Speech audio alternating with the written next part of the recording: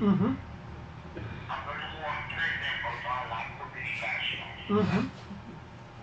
Mhm. Mhm. Mhm. Non, non. Mhm. Déedéet. Mhm. Mhm. Mhm. Mhm.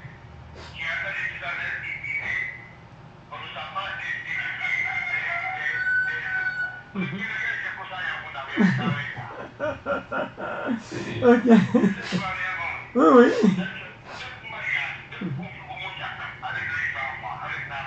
Mhm.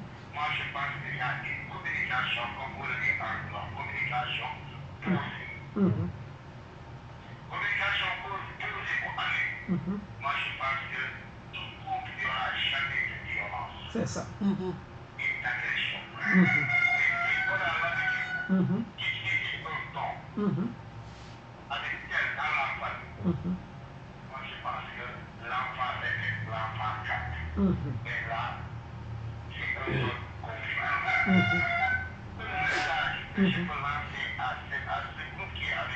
Mhm. Mhm.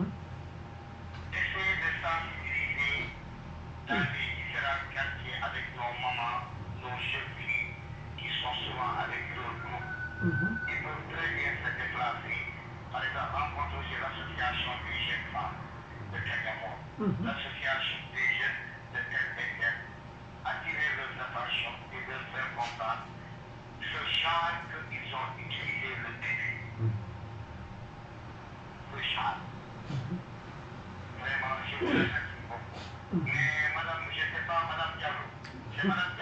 Mariama Diallo, Madame Manga. Madame Manga. Ah, ok. Ah, ah. Mhm.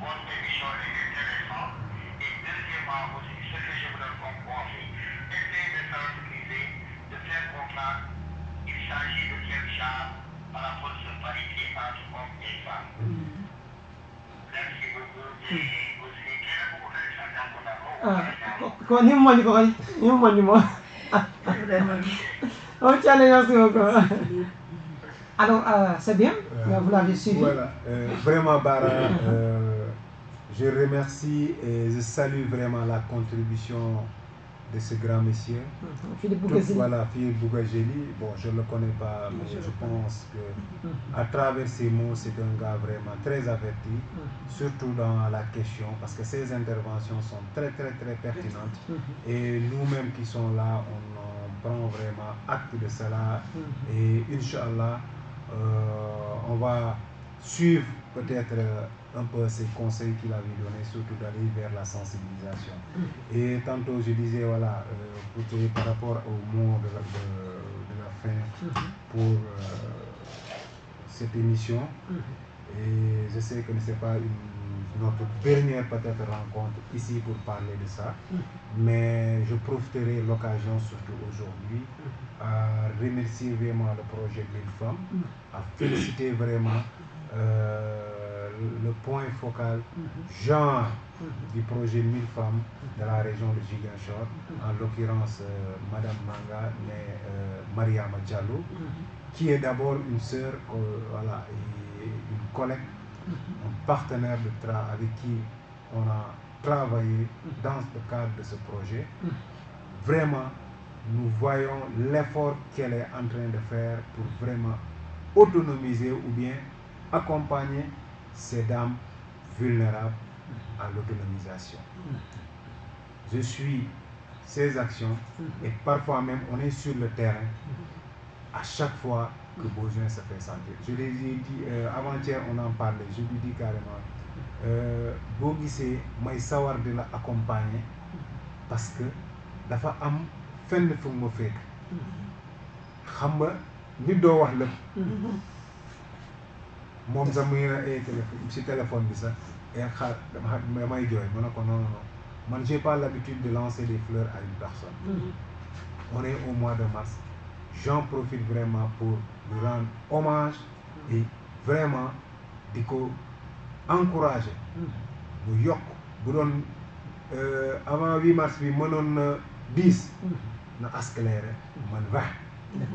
Parce que je sais qu'elle peut le faire. Certes, Jot mo amul, elle a une famille aussi, boo xam ne ñu gérer, mais suba ak ngoon guddi ak bëccëg bu ngi dox ci loo xam ne luy autonomiser jigéen ñi. Du ma terminer aussi sans pour autant remercier et encourager et féliciter la cellule genre du lycée agricole, Émile Badiaf, en commençant par le proviseur M. Fikou et tous les professeurs et encadrants.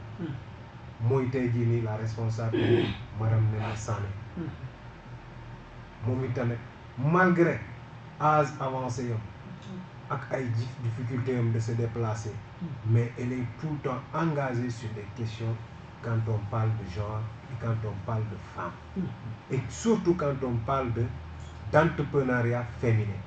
Parce que ce que je veux, c'est que je veux man amna li may am ba pare ñeneen ñi ñom ñoo xam mais mu ngi góorgóorlu di def malgré tout ak moom di ci def parce que tey am na lu bëri loo xam ne démb waxoon naa ko au niveau du lycée agricole tey dañ ko waroon wax lycée de agricole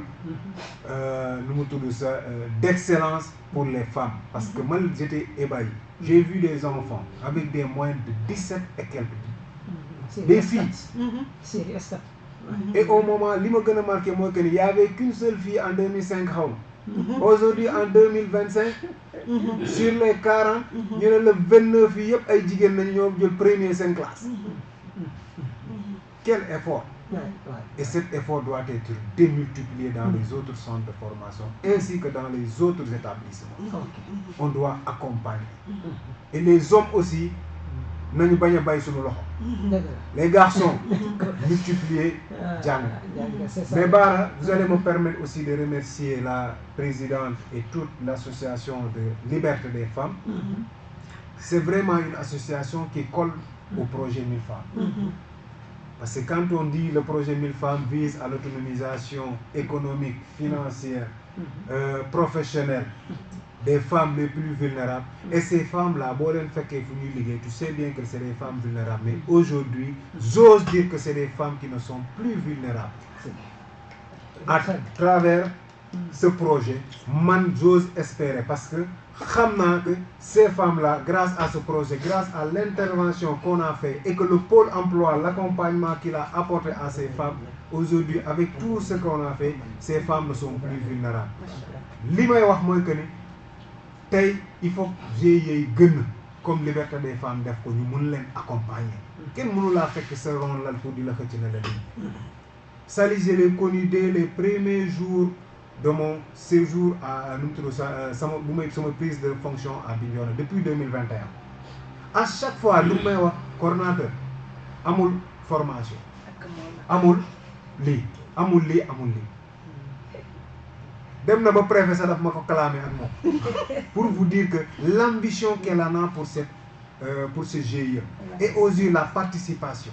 Motax duma tay bem buma ñaké sax bu indé produit sax buma amul sax dina xawane ne xaar ma jël même benn sa même bu dee 100 francs la jar même yoruma xaalis sa ma jël au moins de participer. C'est la meilleure manière de participer. Mënuma ñëw di leen jox xaalis nii parce que je les aide pas, mais en achetant leurs produits, en les mettant en rapport avec des structures opportunes pour en partager avec ñoom, et je le partage aussi avec tous les départements.